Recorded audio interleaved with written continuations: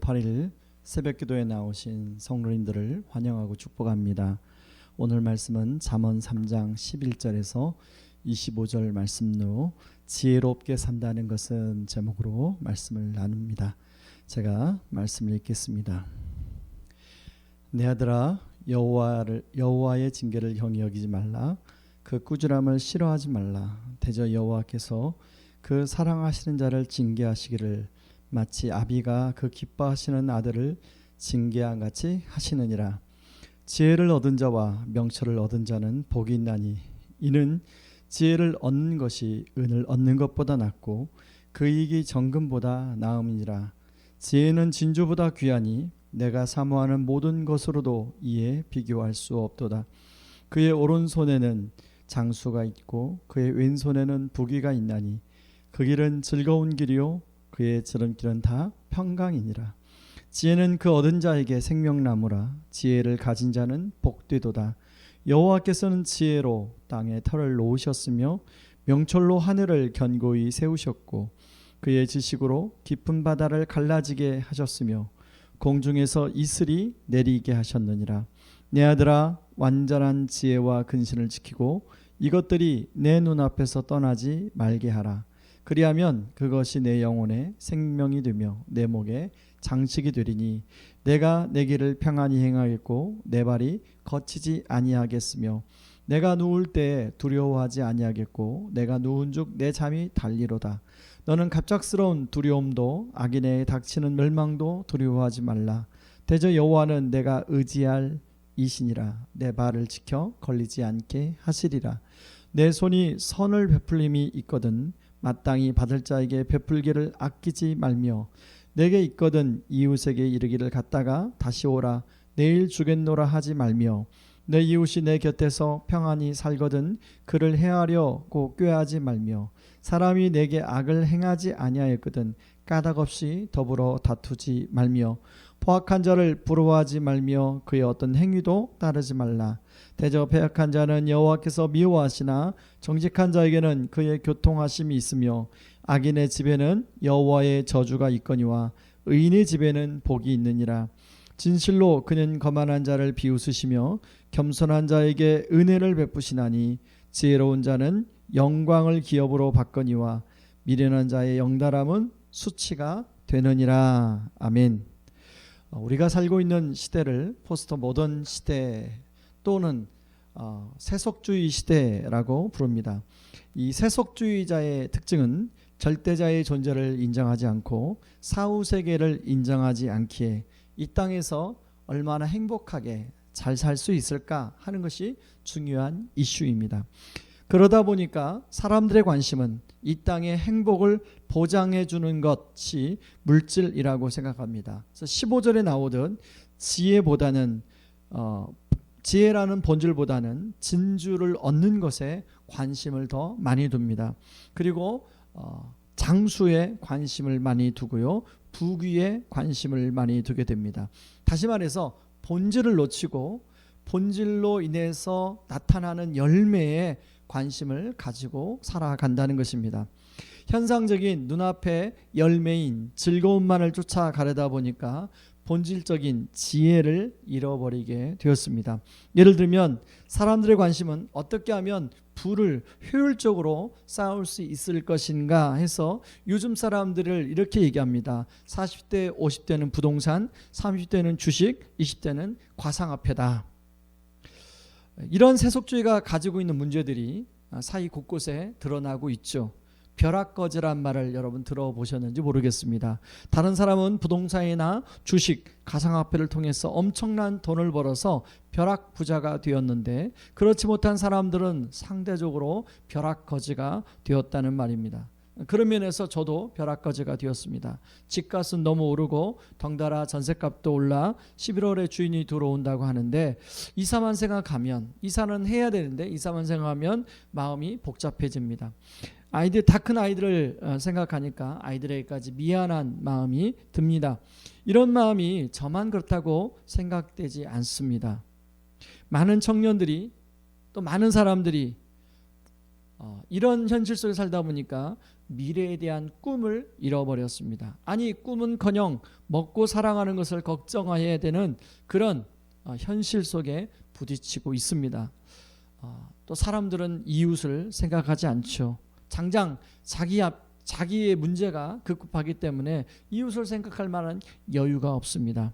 27절부터 30절에 나오는 이웃을 생각하는 모습이 점점 우리 사회에서 사라지고요. 오히려 이웃에게 베푸는 일보다는 이웃을 꾀하는 일이 얼마나 우리 주변에 많이 일어나는지 모릅니다. 보이스피싱을 비롯해서 온통 피싱 범죄들이 갈수록 진흥화됩니다. 묻지마 폭행, 그런가 하면 연인 폭행, 가정폭력은 날로 심해집니다. 그리고 온갖 갈등이 더 나타나는데요. 이번에 이제 지방선거를 통해서 알 수 있는 것처럼 보궐선거죠. 이대남, 이대녀라는 말이 보여주는 것 안에 이데올로기의 갈등, 젠더 갈등이 다 포함되어 있고 이런 빈부의 갈등도 다 포함되어 있습니다. 미국은 동양인에 대한 그런 인종차별적인 폭행 사건이 하루가 멀다 하고 일어나고 있습니다. 이 세속주의는 윤리와 교육, 민주정치를 그 대안으로 제시하는데 그러나 그것이 과연 정답이 될 수 있는가, 또 정답이 되어주고 있는가, 이 많은 문제들을 잘 풀어가고 있는가를 우리가 질문해 볼 필요가 있다는 것입니다. 이것은 더 근본적으로 신에 대한 부정, 하나님에 대한 부정, 하나님의 존재에 대한 인정하지 않음으로 생긴 결과가 아닐까 생각합니다. 그러다 보니까 33절에 나오는 하나님의 심판, 반대로 말하면 하나님의 축복을 누리지 못하며 살게 되는 일이 결과적으로 부메랑처럼 우리에게 지금 돌아오고 있더라는 것입니다. 그런가 하면 우리 믿는 사람들은 이런 세속주의 사회 속에서 살고 있다 보니까 나도 모르게 자기도 모르게 세속주의의 영향력에 휩쓸리게 됩니다. 그리고 흔들리게 됩니다. 또한 그런 자녀들을 보고 있노라 하면 마음이 아프고 과연 우리 자녀들이 미래가 어떻게 될까 염려스럽고 걱정스러운 마음이 있습니다. 세상은 점점 앞으로도 세속화가 가속화되게 될 것인데요. 이런 세속주의 시대에 우리가 어떻게 살아갈 수 있을까? 여러분 오늘 성경은 참된 지혜가 무엇인가를 우리에게 되뇌이게 합니다. 잠언 1장 7절에 보면 여호와를 경외하는 것이 지식의 근본이거늘 미련하는 자는 지혜와 훈계를 멸시하느니라 라고 말씀입니다. 우리는 무언가를 두려워하는 존재죠. 그렇게 만들어졌습니다. 그런데 하나님을 두려워하지 않으면 다른 것을 두려워하게 됩니다. 사람이나 상황과 환경을 두려워하게 됩니다. 하나님을 두려워하는 것을 회복하는 것이 참된 지혜라고 잠언 기자는 말하고 있습니다. 잠언 3장 19절은 이렇게 말합니다. 여호와께서, 그 하나님이 어떤 분이냐? 여호와께서는 지혜로 땅에 터를 놓으셨으며 명철로 하늘을 견고히 세우셨고 그의 지식으로 깊은 바다를 갈라지게 하셨으며 공중에서 이슬이 내리게 하셨느니라.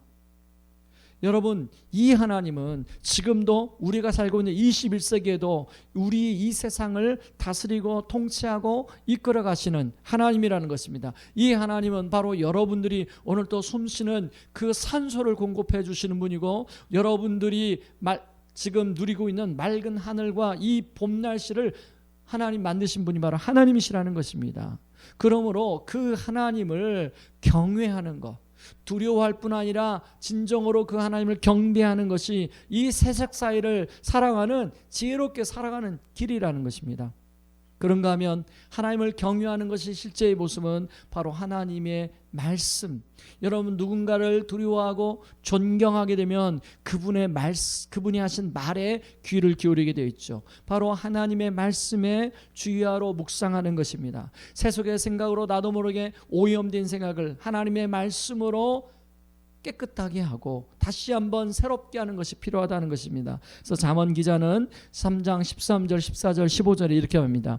지혜를 얻은 자는 지혜를 얻은 자와 명철을 얻은 자는 복이 있나니 이는 지혜를 얻는 것이 은을 얻는 것보다 낫고 그 이익이 정금보다 나음이니라. 지혜는 진주보다 귀하니 내가 사모하는 모든 것으로도 이에 비교할 수 없도다. 여러분들은 무엇을 사모하며 살아가십니까? 여러분 이 말씀 잘 기억해야 됩니다. 지혜는 진조보다 귀하니 내가 사모하는 모든 것으로도 이에 비교할 수 없도다. 중요한 것은 이런 말씀을 삶에 적용하며 살아갈 때 이제 실제적인 그런 능력을 경험하며 살게 되는데요. 그래서 잠언 3장 21절 22절 이렇게 합니다. 내 아들아 완전한 지혜와 근신을 지키고 이것들이 내 눈앞에서 떠나지 말게 하라. 그리하면 그것이 내 영혼의 생명이 되며 내 목의 장식이 되리니 나 이렇게 말합니다. 그런데 여러분 잘 아셔야 될 게 바로 이스라엘 유대 사람들이 이 말씀대로 해서 말씀을 이제 어떻게 하면 잘 지킬까 쪼개서 그 결과 바로 바리새인들이 나오게 된 것입니다. 여러분 바리새인들 왜 하나님 말씀을 그렇게 잘 지키려고 했던 사람들이 신약 성경에 보면 왜 이렇게 목이 곧고 또 완악하고 자신의 생각을 굳히지 못하고 오히려 자기들이 지키는 율법을 가지고 사람들을 잣대로 재고 그런 일들이 발생하느냐 하는 것입니다. 바로 그것은 자신의 말씀에 순종하는 것을 자신의 의지와 노력에 두었기 때문에 그것을 자신의 의로 삼았기 때문에 그렇습니다.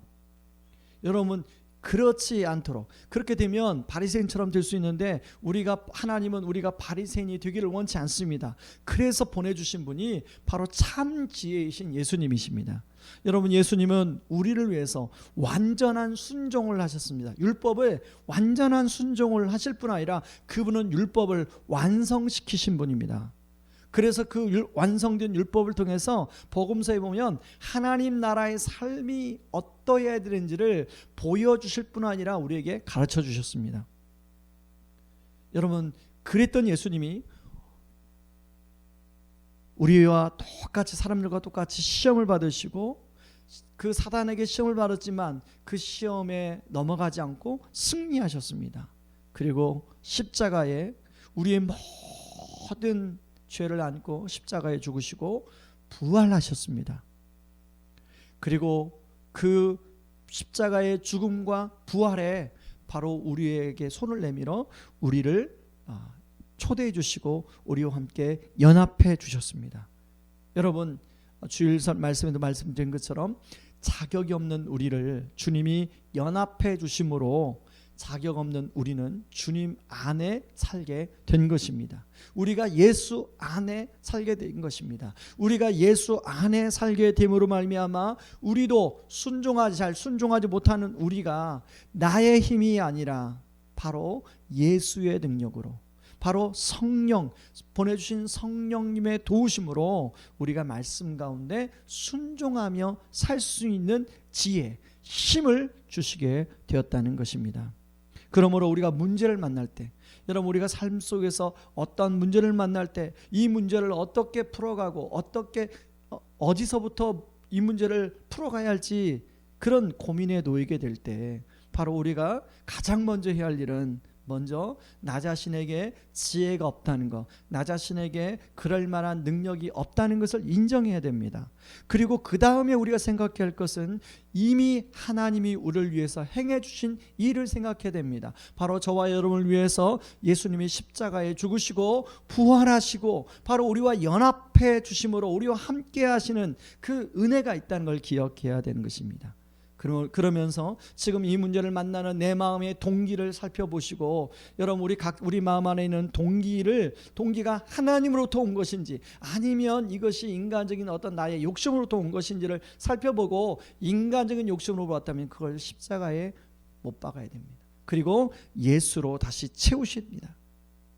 그럴 때 내 안에 있는 그 불순한 동기는 십자가와 부활의 능력으로 녹아지게 되고 우리 안에는 예수의 영이 심어져서 그 문제에 대해서 순종할 수 있는 지혜도 주시고 담대한 능력과 힘을 하나님이 제공해 줄 믿습니다.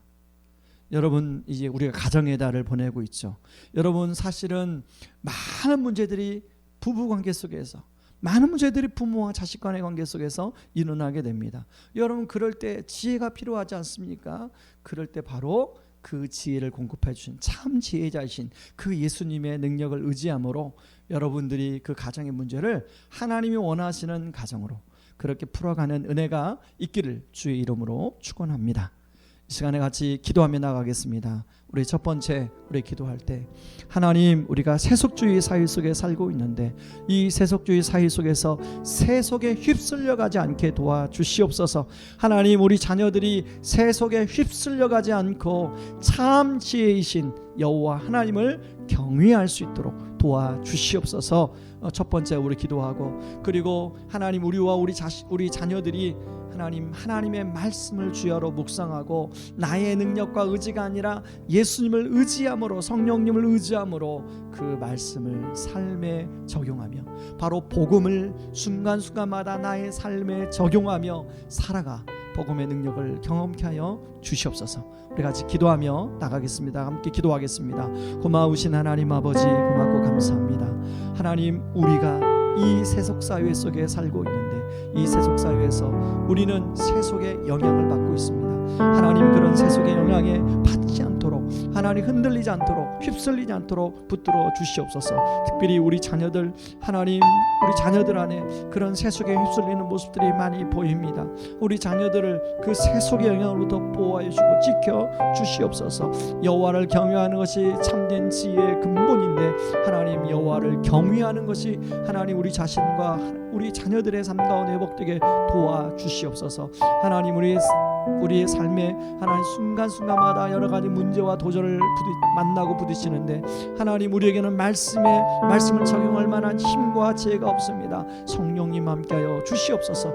이미 하나님께서 예수 그리스도 안에서 우리에게 이루어 주신 일을 기억하고 하나님, 내 안에 있는 더러운 마음의 동기들이 하나님 십자가와 부활의 능력으로 녹아지게 도와주시고 예수의 영이 내 안에 심어져버리면 내가 예수로 죽고 예수 안에 다시금 살아나는, 그래서 그 문제를 그렇게 풀어가는 그런 은혜를 허락하여 주시옵소서. 그래서 말씀이 하나님 나의 의지로서의 결과가, 순종의 결과가 아니라 하나님 성령님의 도우심으로 순종할 때 하나님 성령의 능력이 나타날 수 있도록 도와주시옵소서. 예수님의 이름으로 기도하옵나이다. 아멘.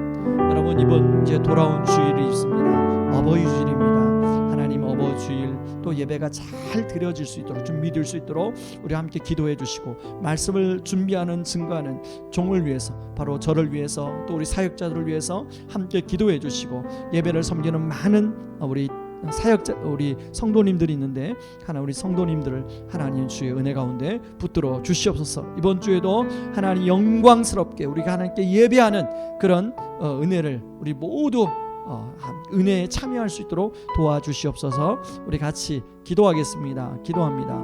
고마우신 하나님 아버지, 고맙고 감사합니다. 하나님, 돌아오는 주일을 이제 하나님 예배를 우리가 준비하는 가운데 있습니다. 종들이 하나님, 담임 목사를 비롯한 우리 사역자들이 하나님의 말씀을 잘 준비하게 도와주시옵소서. 하나님, 찬양팀과 또 미디어팀과 예배 준비부 또 기도하는 분들, 하나님 여러 가지 수술을 맡은 분들이 하나님 예배를 잘 준비하여 기도하는 가운데 준비하게 도와주시고, 모든 성도들이 하나님의 은혜에 대한 반응으로 예배의 자리에 나오게 하여 주시고, 우리가 함께 하나님을 송축하고 찬양할 수 있도록 주여 영광 돌릴 수 있도록 도와주시옵소서. 감사하며 이 모든 말씀 예수님의 이름으로 기도합니다. 아멘.